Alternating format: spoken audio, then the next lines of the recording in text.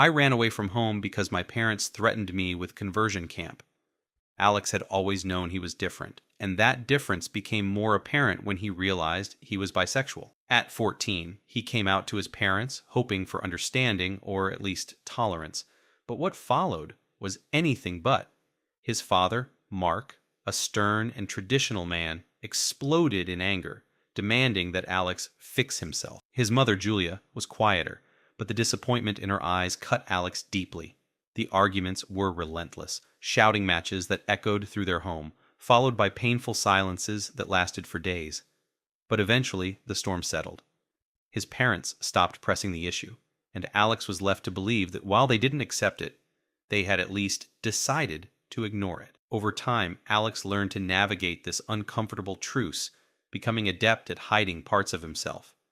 Then, when he was 15, he met Dylan, who would later become his boyfriend.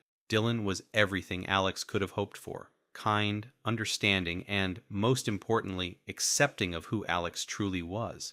They kept their relationship a secret, knowing full well that if Alex's parents found out, all hell would break loose again. To the world, and more importantly to his parents, Alex was just hanging out with friends, or so they thought. Every time Alex told his parents he was going out with a friend, they assumed it was a girl. Their encouragement was laced with ignorance, pushing him to be someone he wasn't. It bothered Alex, but as long as he could see Dylan, it didn't matter. Dylan understood the need for secrecy and helped Alex maintain the facade, always careful to avoid situations where they might be discovered. But secrets, especially those as significant as Alex's, have a way of coming to light. One evening, after a particularly memorable date, Alex noticed something off about his older sister, Sarah. There was a tension in her gaze, a certain smugness that Alex couldn't quite place. It wasn't until the next day that the pieces fell into place.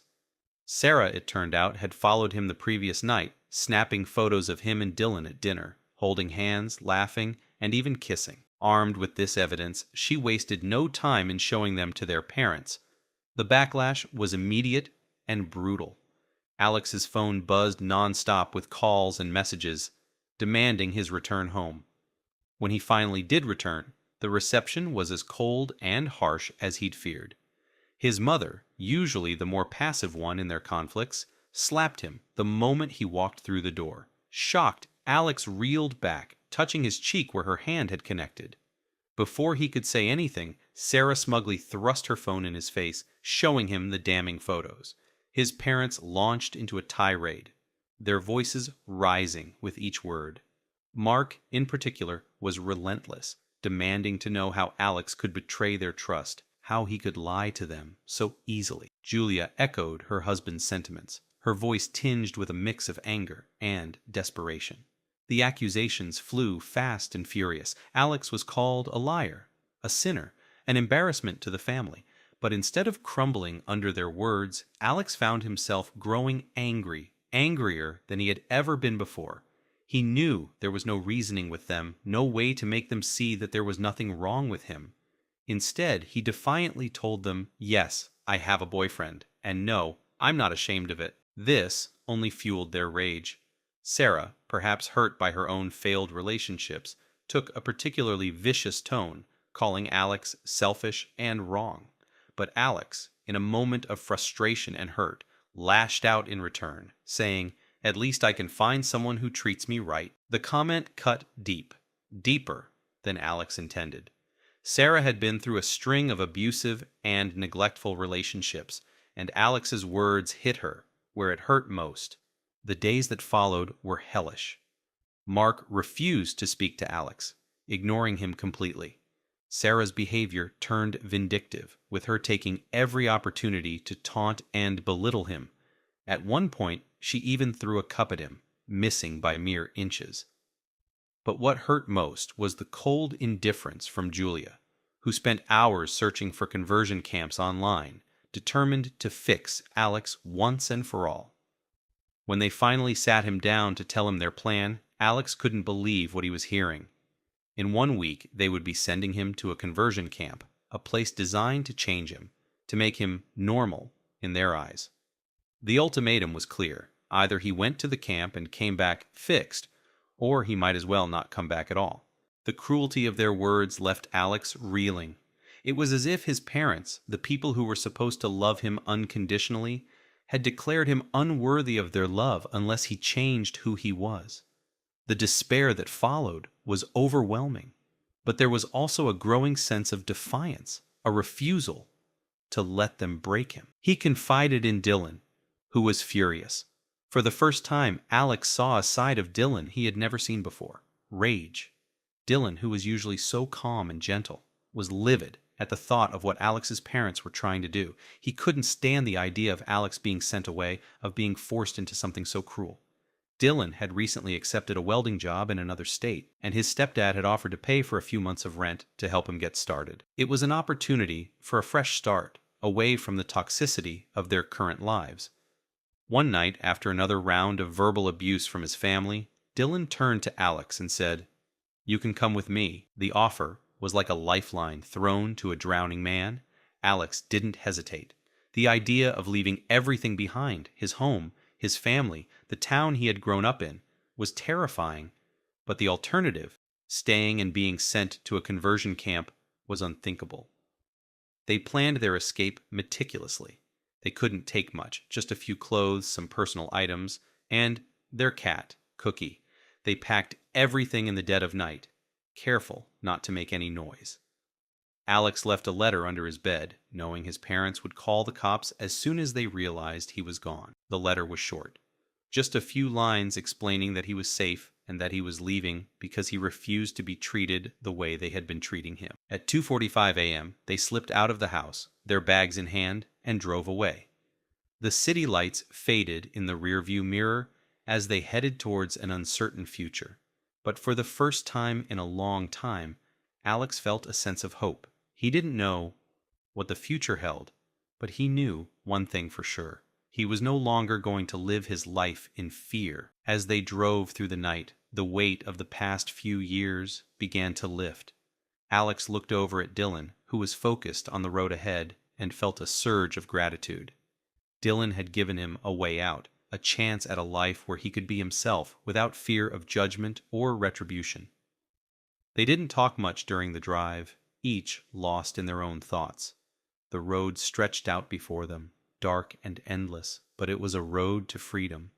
Alex knew they had a long journey ahead of them, not just in miles, but in finding their place in the world.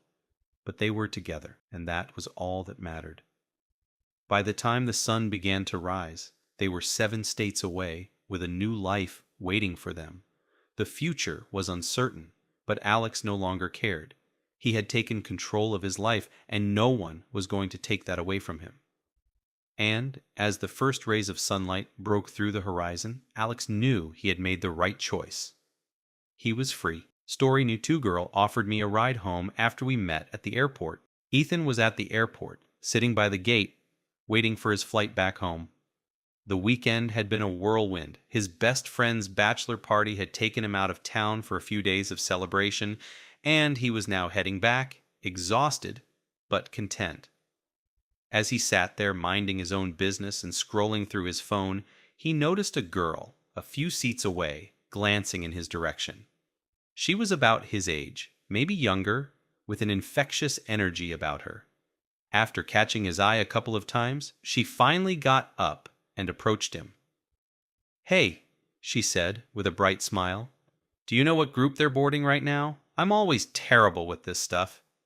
Ethan looked up from his phone, returning her smile. "Yeah, they're on Group B. We should be up soon." "Thanks. I always feel like I'm cracking a code with these boarding orders," she said, laughing. There was something bubbly and spontaneous about her, a lightness that made Ethan feel a bit more awake, despite his fatigue. He nodded, chuckling along. "Yeah, it can be a bit of a puzzle." They chatted briefly, nothing too deep, just some light conversation to pass the time. Sophie, as she introduced herself, seemed genuinely interested in what Ethan had to say. She asked where he was coming from, and they exchanged stories about their weekend adventures. Ethan mentioned the bachelor party, while Sophie told him she was heading back to college in his hometown, a detail that piqued his interest. Before long, the boarding announcement for Group C echoed through the gate, signaling that it was their turn. They exchanged a polite "see you on board," and Ethan didn't think much more of it. He was one of the last to board, finally making his way down the jet bridge and onto the plane. When he reached his row, he was surprised to see Sophie already settled in the seat next to his. "Well, this is a coincidence," Sophie said with a grin as Ethan took his seat. "Looks like we're neighbors for the flight." Ethan couldn't help but laugh. "Yeah, it's starting to feel like a rom-com," he joked, settling into his seat. As the plane prepared for takeoff, their conversation resumed with the ease of old friends. They talked about everything from movies to music, from their favorite travel destinations to their dreams for the future. Sophie was full of questions, her curiosity seemingly boundless. She asked Ethan about his life, his work, and his hobbies, and in turn, she shared stories about her college experiences, her family, and her plans after graduation. The flight was short, but the conversation flowed effortlessly, making the time fly by. Ethan found himself genuinely enjoying Sophie's company, surprised at how much they had in common despite the 7-year age difference. There was an undeniable connection, something he hadn't expected when he first sat down. When the plane landed and they disembarked, the conversation didn't stop. They walked together through the terminal, still chatting about everything under the sun. By the time they reached the baggage claim, Ethan was feeling a mix of excitement and curiosity. This wasn't how he expected his flight home to go, but he wasn't complaining. As they stepped outside into the crisp evening air, Sophie turned to him. "So, how are you getting home?" she asked casually. Ethan shrugged. "I was just going to grab an Uber." "Why don't I give you a ride?" Sophie offered, her tone light and friendly. "My car's parked here, and it's not out of my way." Ethan hesitated for a moment, but then the thought of a free ride and more time to chat with Sophie was too tempting to pass up. "Sure, that sounds great," he agreed with a smile. They made their way to the parking garage, the conversation never faltering. Ethan found himself wondering where this was all going. The vibe between them was good, really good, but he was also aware of the age difference. Sophie was a sophomore in college, only 20 years old, while he was already 27. Still, there was something about the way they clicked that made him push those thoughts aside. As they drove through the city streets, Ethan couldn't help but think about the situation from every angle. Part of him was considering whether he should invite her in once they got to his place. After all, the connection was there, and they'd been getting along great. But another part of him, the more cautious side, wondered if that would be too forward. Sophie had been nothing but friendly, and he didn't want to misinterpret her intentions. By the time they pulled up to his apartment, Ethan still hadn't made up his mind. He decided to play it safe. "Thanks again for the ride, Sophie," he said as he unbuckled his seatbelt. "Let me get your number, and maybe we can grab coffee sometime." Sophie smiled, seemingly pleased with the suggestion. She gave him her number, and after a quick goodbye, Ethan got out of the car, waving as Sophie drove away. Over the next few days, they exchanged a few texts. The conversations were pleasant, but something felt different now that they were back in their regular routines. When Ethan finally worked up the courage to ask Sophie out for coffee, she politely declined, saying she was busy with school and other commitments. Ethan could tell she was trying to let him down easy. As he put his phone down after reading her message, Ethan couldn't help but smile, albeit a little wistfully. It had been a great story, a chance encounter that felt like something out of a movie, full of possibility and excitement. Even though nothing romantic had come of it, he couldn't help but wonder. What if he had invited her in that night? Would things have turned out differently? Or was Sophie just a genuinely nice girl who enjoyed their brief connection at the airport? In the end, Ethan decided it was better not to dwell on the what-ifs. Sometimes people come into your life for a short time, and that's all it's meant to be. Still, he knew he'd always remember that serendipitous encounter and the way it made an ordinary day feel extraordinary. Story No. 3. That one time my house got robbed, I was alone. It was an interesting sort of alone, one that most people experience at some point in their lives. It was a moment when I found myself cut loose in a city that wasn't my home, surrounded by strangers who seemed indifferent to my existence. In simple terms, I had been unceremoniously dumped, and not just in a casual way. It was brutal. The reason for the breakup isn't central to this story, but suffice it to say, it wasn't mutual. And I was devastated. Scratch that. I was an utter emotional wreck. I was in the kind of state where I might call you at midnight, sobbing, maybe writing poetry, listening to sad songs while smoking, feeling like nothing would ever be okay again.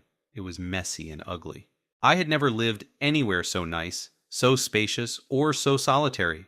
Especially not for just $500 a month. I was shocked and accepted the offer before they could change their minds. However, the realtor who showed me the house hesitated to inform me of the full story. I later found out that these seemingly generous landlords weren't exactly the altruistic benefactors I initially thought them to be. They were simply protecting an asset. "So did they tell you about the guy they found in the back rooms?" she asked me with wide eyes, leaning in as if sharing juicy gossip. I had not heard about this at all, and she informed me that he was nearly dead, found with a needle in his arm in the so-called spooky wing of the house. She then embarked on a slightly judgmental rant about the homeless population in town while I weighed my options. There weren't many. The fall semester was about to start, so I was staying in town. I could either rent a shoddy room from a friend for too much money, where my dog wouldn't have a yard, or I could take the mansion for a ridiculously low price, with the potential risk of dealing with junkies. The mansion also meant my dog and I would have plenty of space. I chose the latter and moved in. Living in such a vast house alone was strange. The size and emptiness only became apparent when I stepped out of a room and realized how big the place was. I had the mother-in-law suite as my own private space and access to the kitchen, but the rest of the house was off limits. Though I was fine with that. My new landlords, who I had never met, had the realtor lady, who clearly disliked the vagrants around town, vouch for me. Apparently, I passed muster, as they allowed this sad kid and his dog to move into their pricey property. The second night there, I made a series of poor decisions. I spent one last night with my ex, Ted again, damn him. Whether the late-night rendezvous was worth it is up for debate, but it definitely didn't make the situation any less messy or painful. When I woke up in an old bed with a new sense of regret and quietly slipped out into the pre-dawn hours, I left my keys on the counter and closed the door for the last time. Leaving the house for the final time felt like an echo reverberating through a dark chamber, lingering far longer than the moments it took to glance back before walking down the metal steps for the last time. Most of her stuff was packed, but she was staying there for one last night, too. The carpet cleaners were scheduled to come that day, and I had already given them $200, a testament to my weakness in moments of kindness. As I walked through the house, I noticed that the window next to the front door was open. Everything seemed fine until I entered my new room. There was an imprint of a body on my bed, and the small box containing everything that mattered to me was open. My money, which I had kept in cash to support myself through school with under-the-table construction work, was gone. $800 in crisp $100 bills vanished. The thief had also taken a brass compass that had little value except for sentimental reasons, adding a personal touch of spite to the theft. How does one cope with this? New house, recently shattered heart, no place in this world that feels safe, and not a soul who would even listen to my complaints.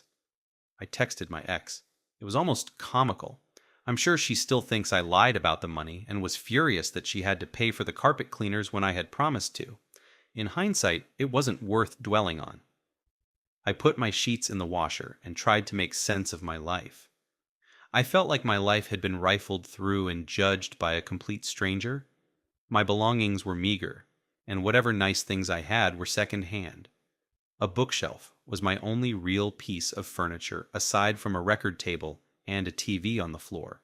When the police officer I had called finally arrived, he looked around the room, examined everything, and asked how much had been stolen. I was honest. No renter's insurance, no savings, barely a bank account. "Well," said the tired officer, his voice reminiscent of a disinterested gym teacher, It seems unlikely that we'll recover anything, but we can have some officers add this area to their patrols." With that lackluster statement, he left, and I spent the afternoon trying to figure out what to do next. The landlords were great. They'll never know how much they helped me. They offered me a month of free rent on top of the already ridiculously low price I was paying and apologized profusely. I had a low-paying job, but I'd be okay, and life would move on. Later that night, feeling terrible about staying there alone and missing the warmth of my old apartment, I just wanted to lay in bed and watch a movie to distract myself from the chaos of the day. As I walked to the fridge to get the Ben & Jerry's ice cream I had been craving, I found that the junkie who had robbed me had eaten it too. This was the true insult. I could almost understand the desperation behind stealing for survival. But my ice cream? He ate my ice cream, lounged in my bed, and took my money. I smoked a cigarette outside in silence, my dog looking at me with concern. The Marlboro Red tasted like poverty and sadness, not like Cherry Garcia. Story no. 4. What was in my dream? Was I even dreaming? It was late, around 2 a.m., and I was lying in bed at my friend's house, which was deep in the countryside, far from town. His place had a weird vibe, not your usual sketchy area, but one that had stories of witchcraft and even a known cult nearby. The house had always given me an odd feeling, but that night something happened that I still can't fully explain. It scared me to the point that I wasn't sure what was real anymore. I was exhausted, barely able to keep my eyes open, teetering on the edge of sleep, but still somewhat aware of my surroundings. As I drifted in and out of consciousness, I was suddenly startled by a scratching sound at the window. Now, this is where things get confusing. I can't tell you if I was awake or dreaming, but everything felt real. The TV was on, casting a dim light in the room, the air conditioner hummed, and I could see everything clearly. It was my friend's room, but for some reason, in my sleepy state, I thought it was my own room, and the scratching was my cat trying to get in.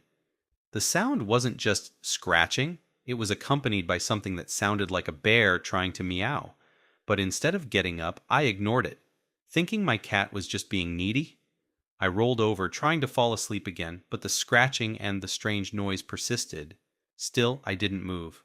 I figured I'd let my cat in later, assuming she'd get bored and go away. But then, the scratching stopped, replaced by a loud, insistent banging. I woke up again, at least I think I did, annoyed but not scared, still convinced this was my room and that it was just my cat outside. I lay on my back, staring at the ceiling, trying to ignore the banging that was growing more intense, like someone or something was trying to break in. As the banging grew more aggressive, something even more disturbing happened. The noise at the window began to speak. It wasn't a normal voice, but a slow, scratchy imitation of one. It was like something was trying to mimic human speech but couldn't quite get it right. It called my name, "Emily, let me in. Let me in, Emily." The words were drawn out, eerie, and somehow it didn't scare me. I was still half asleep, my mind struggling to process what was happening, and for some reason I was convinced it was still my cat, though deep down I knew it couldn't be. The voice kept repeating, "Let me in." And then it started asking for something. "Are you going to give it to me, Emily? Let me have it. Give it to me. Let me in." I had no idea what it was talking about, and I was so confused. It felt like I was on the verge of speaking back, trying to figure out what it wanted from me. I don't know why, but I almost said, "I was, but not now." Something inside me, though, stopped me from saying anything, as if my instincts were telling me that engaging with whatever was outside was a bad idea. By now, minutes had passed. The banging and the demands grew louder and more violent, as if a grown man was trying to tear the window off the wall. The voice, still slow and distorted, became more desperate, more forceful. "Emily, let me in. You said you'd give it to me. Will you still give it to me now?" It didn't sound human anymore, and the realization hit me like a ton of bricks. This wasn't my cat, this wasn't my room, and whatever was out there wasn't anything I wanted to let inside. And yet I was still weirdly calm, lying there, half asleep, half awake, trying to make sense of it all. The noises were so loud, so aggressive, like the whole wall was being ripped apart. I finally decided I needed to let the cat in before it wrecked something, like the air conditioner. But the moment I sat up in bed, everything changed. It was as if I suddenly snapped awake for real. The room was darker, quieter. The banging, the voice, everything was gone, replaced by the hum of the fan and the air conditioner. My friend was next to me, breathing softly, and I finally realized where I was. This wasn't my room. There was no cat outside, no back door to let her in. Fear washed over me as I lay there, now fully aware of how strange the whole experience had been. I sat there for what felt like forever, listening, trying to make sense of it. The room was still, and the fear in my chest only grew. Was it a dream? It hadn't felt like one. I never woke up, never had that moment of realization that I had been sleeping. It was as if one minute I was hearing all those noises, and the next, everything went dark and quiet. Eventually, I lay back down, pulling the blanket up to my chin, staring at the cup on the nightstand. I didn't sleep for a long time, too scared to close my eyes, but eventually exhaustion took over and I drifted off. I couldn't have been asleep for more than 5 minutes when a scream tore through the silence. It wasn't human, but it wasn't an animal either. It was something in between, a noise so gut-wrenching that it jolted me awake, except I wasn't really awake. The room was pitch black and I couldn't move. My arms and legs were frozen, and the only thing I could do was try to look around and breathe. The room was quiet, except for the slow creaking of the floor by the TV and a small click, like someone turning the TV off.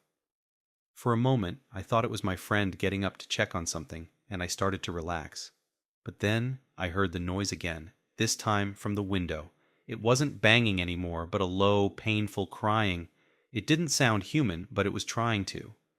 The sound was deep, scratchy, and it echoed in the stillness of the room. My heart sank.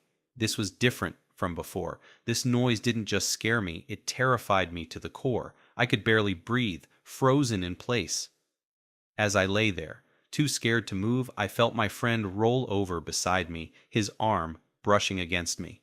That touch snapped me out of my paralysis. My eyes shot open, and suddenly I could move again.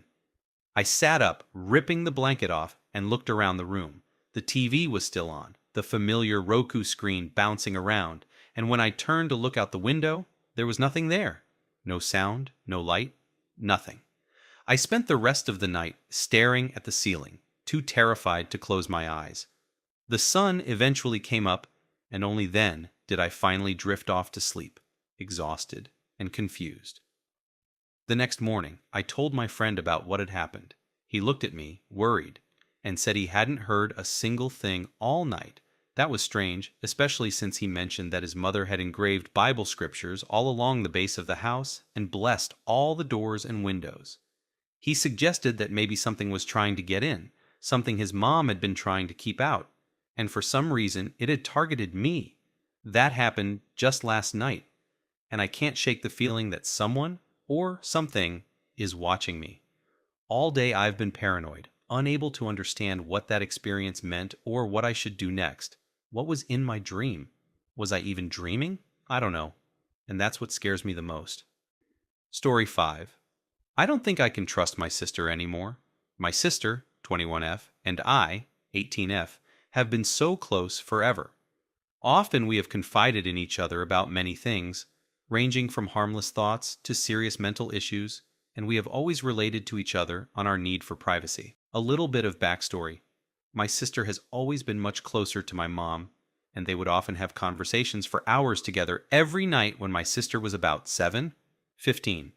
They still talk now, but don't dedicate multiple hours every night to doing so. I was never really included in these conversations. My bedroom is right next to my parents', so I heard most of it anyway, but when I would enter the room to ask a question, they would fall silent until I left.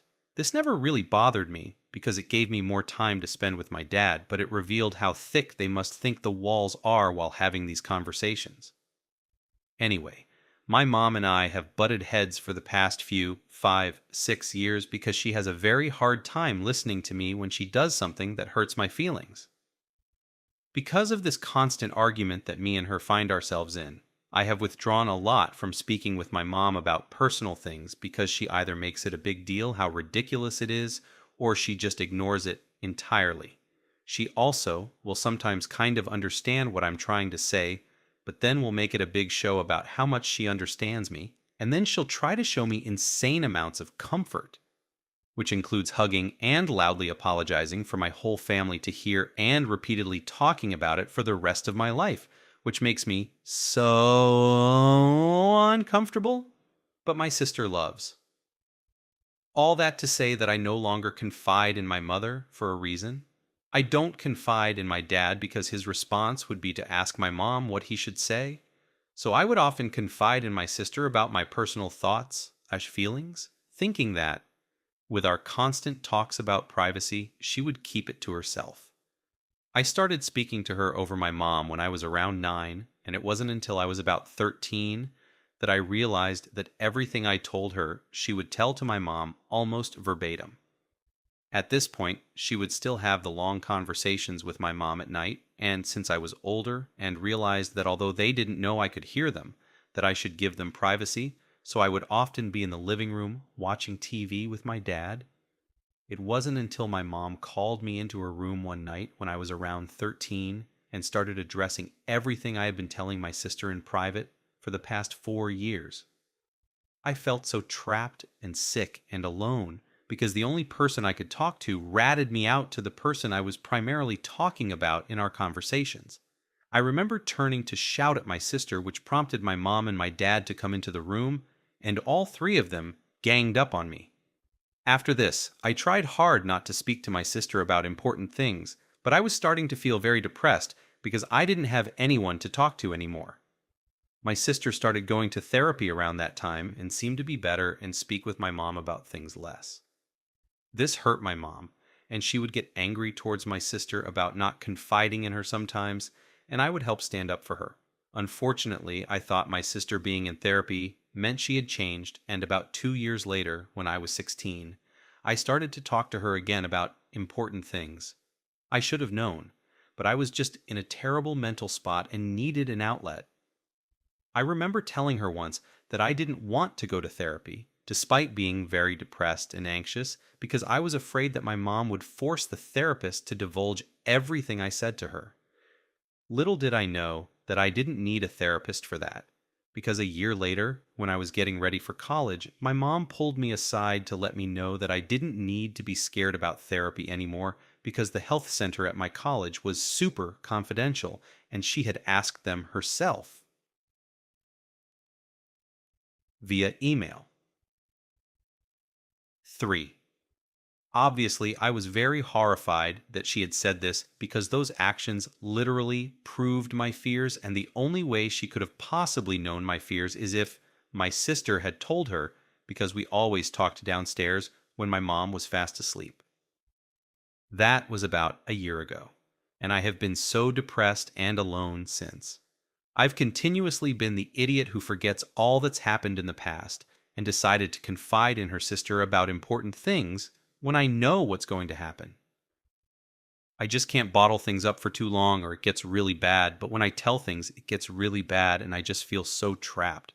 My sister is in the living room right now telling my mom the things I've confided in her about and is even being presumptuous about shit and saying things like, well, me and her agree, when I'm not even there to defend myself. I can't get out. She's going to keep doing this forever. I can't talk to her anymore. But I can't not talk to her if I don't want to K1L myself, so I just don't know what to do.